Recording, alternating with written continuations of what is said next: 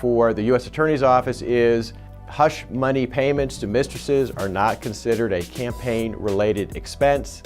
And if it were, there are many, many members of Congress who are in potential trouble because, according to reports last year, at least $17 million in taxpayer funds have been used to pay off harassment claims against members of Congress. Hi, I'm Hans von Spakovsky. I'm a senior legal fellow at the Heritage Foundation, but I also spent 2 years as a commissioner at the Federal Election Commission. That's the federal agency responsible for enforcing the Federal Election Campaign Act, which regulates how candidates for federal office raise and spend money. The supposed campaign finance violation that the U.S. Attorney's Office in New York is claiming is actually not a violation of campaign finance laws. Here's why. In order for the rules to apply, it has to be a campaign-related expense. The Justice Department only once before has tried to claim that these kind of payments are a campaign-related expense. That's when they attempted to prosecute John Edwards. Remember that case? Contributors to John Edwards actually paid money to his mistress, who actually was working for the campaign and had his child.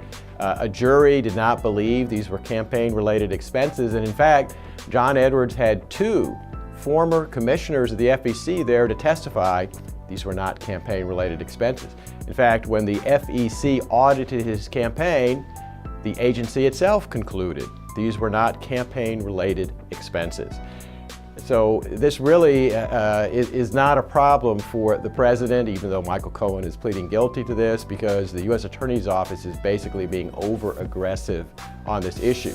If you take their views to its extreme, it would mean that any time a candidate pays off a legal claim against it, that's a campaign-related expense. Well, if that's the case, remember in 2017 it was reported that members of Congress have paid over $17 million to pay off almost 300 claims made against those members of Congress for sexual harassment and other claims like that.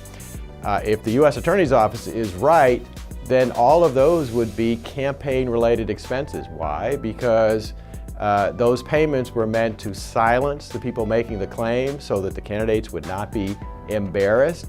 And obviously there's potential violations of campaign finance law. Why? Because taxpayer money was used to pay off a campaign-related expense.